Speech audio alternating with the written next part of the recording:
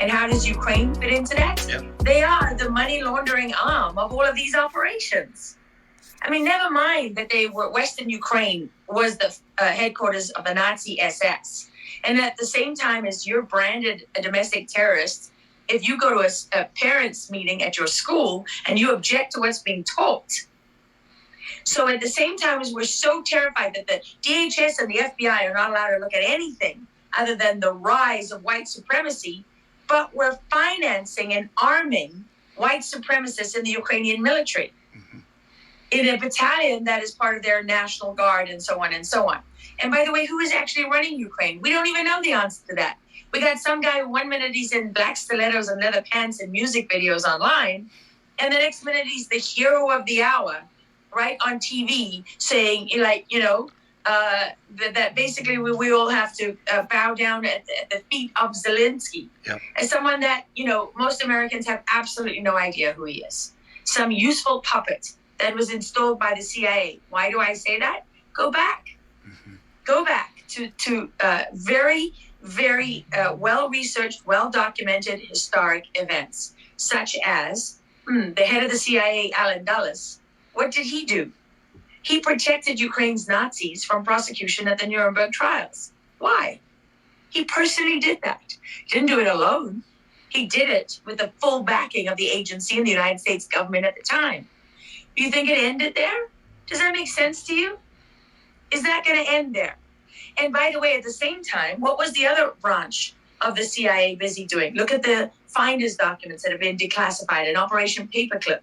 They were bringing Nazi scientists and doctors. Wait a minute. The people responsible for the mass murder of Jewish people in concentration camps and beyond all over the world, we were bringing them here. So we say Putin's a liar when he says, I'm rooting out the Nazis in the Ukrainian military. We don't dig any deeper. We say, oh, no. We bring up old pictures of all the Jewish Ukrainians, hundreds of thousands who were massacred and tortured and murdered, right?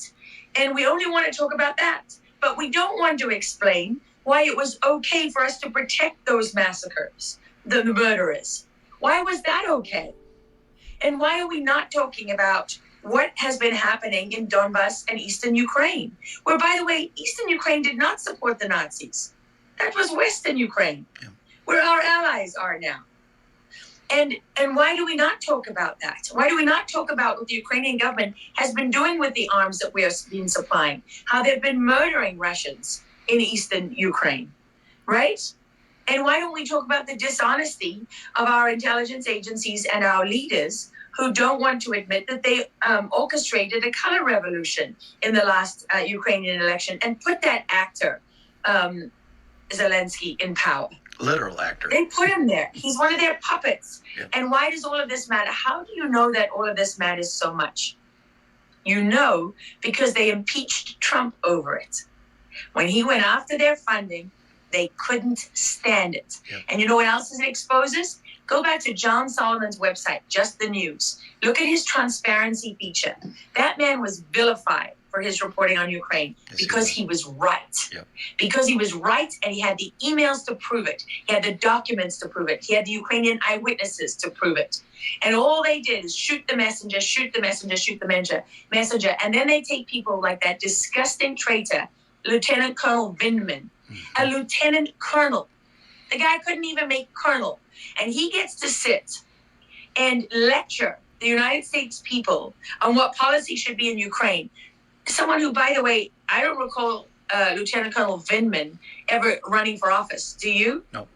So now you got a lieutenant colonel who admits under oath during the impeachment trial, it's in the transcripts, it's in the records, go back and take a look. He says, oh yeah, Ukraine offered me the position of Secretary of Defense, right? Mm-hmm. Their top defense official, not once, but several times. Oh, did you report that, Colonel Vindman? Because, let's see, that would be a 15-6 investigation into a violation of your security clearance.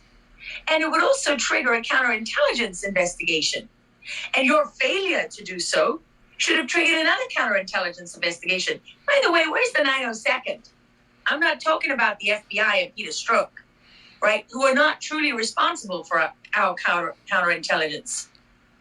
They're responsible for law enforcement counterintelligence, and they've gone way outside their lane, obviously.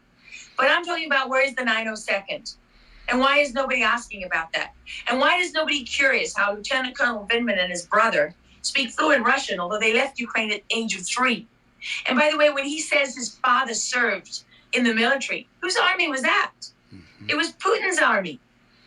You know, it was the USSR. So when Trump has him escorted out of the White House at the end of the impeachment trial, nobody stops to say, why was that?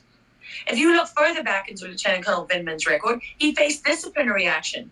For what? For trashing the United States while deployed to Russian military personnel. This doesn't sound like a hero to me. No. So what I would say to people about Ukraine is, first and foremost, you need to understand that any concern you have for the people of Ukraine, you need to ask yourself how concerned you're going to be for the people of Ukraine when that war is right here at home.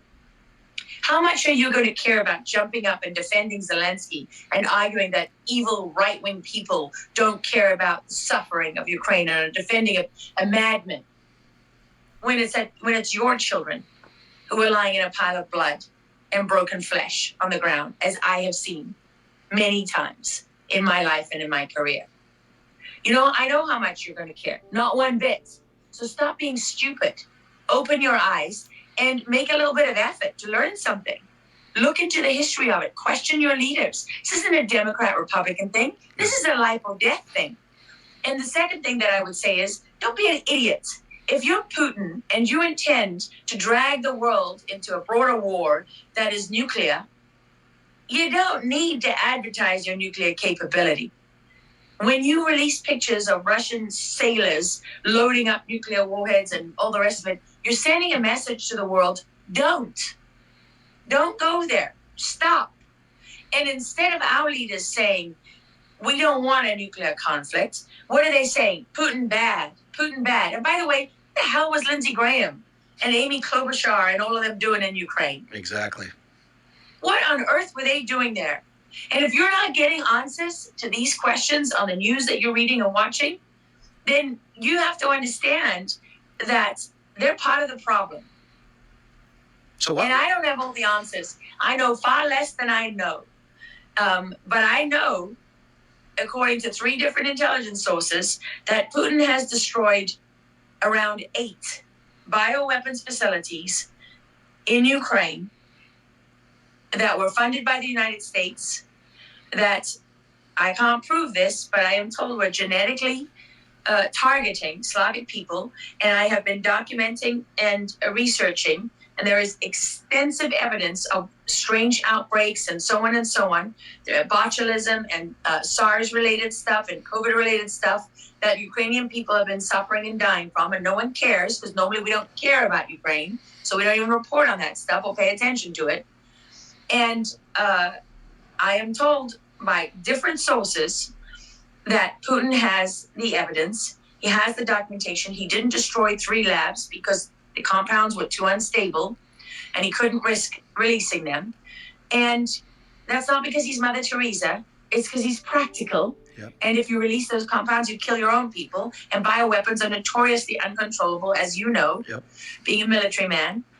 And Putin has demanded, if you go to the text of his list of demands, one of the things he's demanding is the handover of 19 Ukrainian scientists who are working in those facilities. Because when he takes this evidence to The Hague, he wants all of the evidence.